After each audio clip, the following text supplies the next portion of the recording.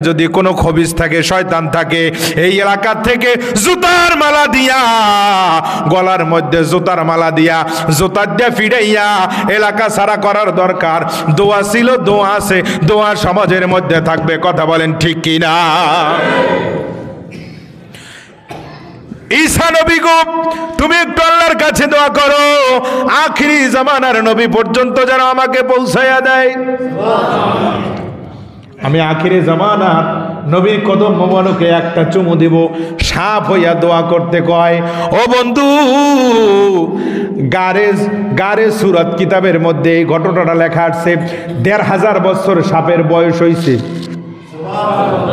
কয় হাজার? কারণ হিসাব করেন যে সাপটা কত বড় বিষাক্ত সাপ, কত মস্ত বড় বুড়ো হয়েছে। ঈসা নবী দোয়া করল, আল্লাহ এই সাপ এটা কি বুঝে, আল্লাহ এইটা দোয়া চাইছে, ওর জন্য আমি একটু দোয়া করতেছি, আল্লাহ তুই কবুল করিস।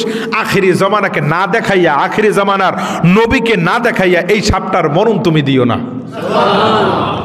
আল্লাহ দোয়া মঞ্জুর করছে। নবী পর্যন্ত আসবে, সাপ এরাদা করতেছে, আরে সাপ দেখায় ন বীর ভালোবাসা গারে সুরে নবী দেখবে বাজানেই সাপের আশা। ও বন্ধু, আরে আল্লাহর নবী যখন ওই গারে সুরের মধ্যে, আল্লাহর নবী যখন ঢুকলো, আরে গারে সুরের মধ্যে আবু বকরের সিদ্দিকের কথা আপনারা সবাই শুনেছেন। প্রত্যেকটা ছিদ্র ছিল, ফোড়া ছিল, নিজের জামা কাপড় কামিজগুলা সিরা সিরা প্রত্যেকটা ফোড়া আটকাইছে। নবী আমার ডাক দিয়ে কয়, আবু বকর এই ফোড়াগুলা কেন তুমি বন্ধ করো? আবু বকর ডাক দিয়ে কয়, নবী গো, এই ফোড়া দিয়া যদি কোনো বিষাক্ত সর্প আপনাকে ধ্বংসন করে, আরো জোরে কন, ও নবীজি, যদি বিষাক্ত কোনো সর্প আপনাকে ধ্বংসন করে, আমি আবু বকর তো সহ্য করতে পারবো না। আমার নবী জানে কি জানে না? আরো জোরে কন, আমার নবী তো জানে এই জায়গার মধ্যে বিষাক্ত সাপ আছে। নবীকে দেখতে চায়, কেন বা নবীকে এই জায়গার মধ্যে আল্লাহ পাঠাইবে? আবু বকর ডাক দিয়ে কয়, নবী আল্লাহ, ও নবীজি, নবীজি গো, একটা ফোড়া মাত্র বাকি আছে। একটা ফোড়ার মধ্যে আবু বকরের পাটা লাগাইয়া ফোড়াটা কি করছে, এভাবে চেপে ধরছে। বিষাক্ত সাপ প্রত্যেকটা ফোড়ার মুখের সামনে দেখে সব ফোড়াগুলো কি করা, আটকানো। সাপ জেত লাইগে গেল, পায়ের মধ্যে দিছে কামড়। কামড় দেওয়ার সঙ্গে সঙ্গে আবু বকর তো বিষের যন্ত্রণায়, আবু বকর শহীদ হওয়ার পথে। আল্লাহর নবীকে ঘুম থেকে কি করে জাগায় না। চশমে রোশন কুঞ্জে খাকে আউলিয়া তব বিনে জিপ্তিদাতা ইন্তেহা। জোরে কন্না আল্লাহু আকবার।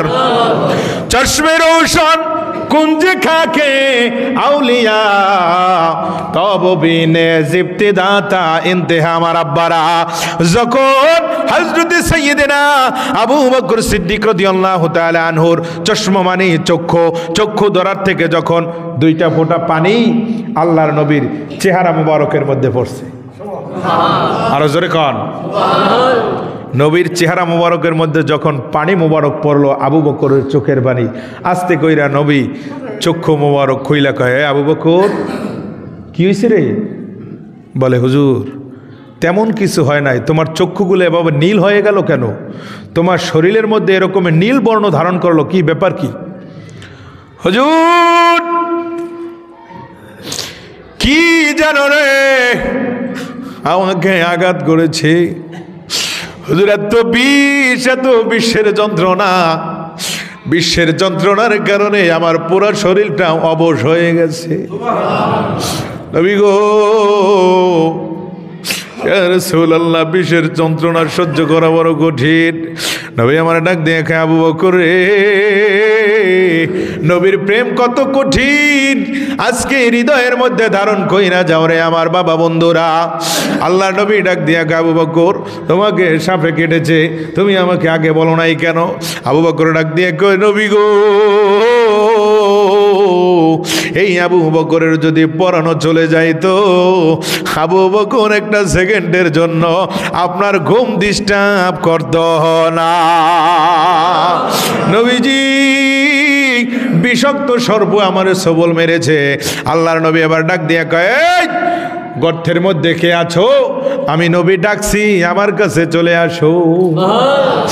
গর্তের মধ্য থেকে রে আব্বু, ওই যে বলেছিলাম ১,৫০০ বছর আগের সাপ।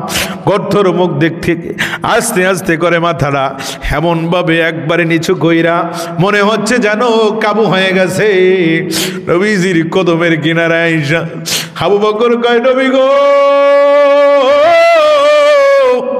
আমাকে আঘাত করেছে, আপনাকে মনে হয় আঘাত করবে। নবী আমার ডাক দিয়ে কয়, আবু বকর রে, আমি নবী যা জানি আবু বকর তুমি তা জানো না। ও আবু বকর, দেখো কাজটা কি হয়। হযরত সাইয়েদনা আবু বকর সিদ্দিক রাদিয়াল্লাহু তাআলা আনহু ওই সাপের দিকে তাকায় আছে। তাকায় দেখি গো, সাপ আস্তে আস্তে করে রে নবীজির কদমের কিনারে যাইয়া নবীজির কদম মোবারকের উপরে তার এই মুখটা লাগাইয়া নূর নবীজির কদমের মধ্যে চুমা লাগাইতেছে। ওরে সাপ দেখাই বীর ভালোবাসা, গারে সোরে নবী দেখবে বাজা নেই তাহার আশা। ও সাপি নবী দেখে সাথে মিঠাইয়া, রাসূল দেখে সাথে মিঠাইয়া, কদমেলা গাই চুমা যে তাই আমার শাহে মাদিনা। বলো না যে তাই আমার শাহে মাদিনা। বাবা দেখি এমন ভোরে না গো নবী দেখি এমন ভোরে না যে